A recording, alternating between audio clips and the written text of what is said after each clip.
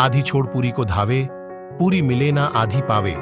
नमस्कार, मैं हूं बाटा और हम चर्चा कर रहे हैं रिच डैड पुअर डैड की। मुश्किल के दौर में, गरीबी के दौर में अपने आप को कैसे संभाला जाए, अपने आप को कैसे गरीबी के दौर में अपने आप को कैसे संभाला जाए, अपने आप को कैसे गरीबी से उबारा जाए।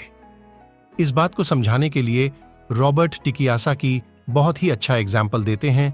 वो कहते हैं कि एक दिन कर्ज लेने के लिए, क्योंकि उनकी माली हालत खराब हो गई थी, तो उन्होंने अपने नए गोल्फ क्लब, आर्ट कलेक्शन, किताबें, स्टूडियो, टेलीविजन, उनके महंगे कपड़े, घड़ियां, जूते और बहुत सारे ऐसी चीजें लोन वाले पेपर में, जो संपत्ति वाला कॉलम होता है, उसमें लिख दिया, एसेट्स में लिख दिया और भेज दिया। उन्हें लगा कि मेरे पास इतनी चीजें हैं तो लोन अप्रूव हो जाएगा। पर उनका लोन का जो पेपर था, एप्लीकेशन पेपर, वो रिजेक्ट कर दिया गया। क्यों? क्योंकि उनका बहुत सारा इन्वेस्टमेंट फिजूल था। लोन कमेटी को वो बात एकदम भी समझ नहीं आई। वह ये जानना चाहते थे कि उनके पास एक नॉर्मल सी नौकरी क्यों नहीं है जिसमें वेतन मिलता है। उन्होंने उनके महंगे कपड़े और महंगे जो खेल का सामान था, उनके बारे में कोई सवाल नहीं किया। जिंदगी में कई बार ऐसी कठिनाइयां आती हैं जब आप स्टैंडर्ड प्रोफाइल में फिट नहीं होते हैं।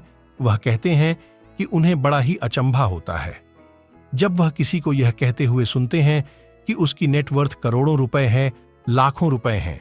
क्योंकि नेटवर्थ के सटीक ना होने का एक खास कारण है, वह यह कि जिस पल आप अपनी संपत्तियों को, एसेट्स को बेचना शुरू करते हैं ना, उनका प्राइस, उनका रेट, उनका दाम बहुत कम हो चुका होता है। ऊपर से उन पर आपको टैक्स भी चुकाना पड़ता है और इतनी सारी चीजें आपको पैसे के संकट में डाल देती हैं, गरीबी में फंसा देती हैं।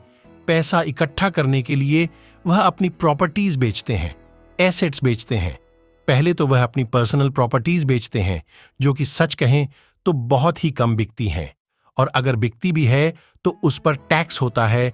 तो इस तरह से एक बार फिर से सरकार फायदे में से अपना हिस्सा ले लेती है।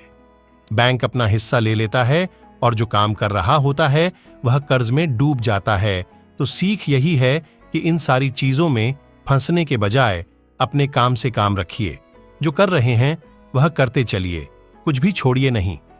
पर हां, थोड़ी एक्स्ट्रा मेहनत करके, थोड़ी एक्स्ट्रा समझदारी से, फाइनेंशियल लिटरेसी से पैसों को यूज करने का, पैसों को इन्वेस्ट करने का हुनर सीखे। थोड़ा थोड़ा करके एसेट्स बनाते जाइए।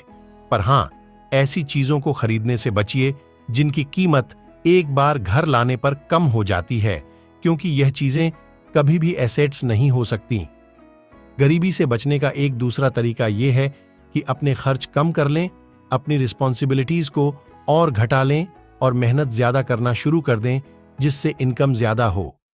अब बहुत सारे लोगों को इस बात में कंफ्यूजन हो सकती है कि सही जगह निवेश करने का क्या मतलब है, सही इन्वेस्टमेंट क्या है। तो रॉबर्ट टी कियोसाकी कहते हैं कि ऐसा काम करें जिसमें आपकी मौजूदगी की जरूरत ना हो। स्टॉक्स, बॉन्ड खरीदें, म्यूचुअल फंड खरीदें, आमदनी देने वाले रियल एस्टेट में खर्च करें, अपने आप को ग्रूम करने में पैसे खर्च करें, एजुकेशन में जैसे कि म्यूजिक, लिखना, पेटेंट, स्पोर्ट्स और ऐसी हर चीज जो कीमती है, जिसे खरीदने के बाद आपको पैसे मिलते हैं, न कि आपको उसमें पैसे लगाने पड़ते हैं।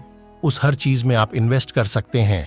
सबसे जरूरी बात, आप जहां भी इन्वेस्ट करते हैं हमेशा ध्यान रखें कि उस इन्वेस्टमेंट से आपको प्यार हो। जैसे कि रॉबर्ट टी कियोसाकी को इमारतों से और जमीन से प्यार था, तो उन्होंने बहुत सारा इन्वेस्टमेंट रियल एस्टेट में किया।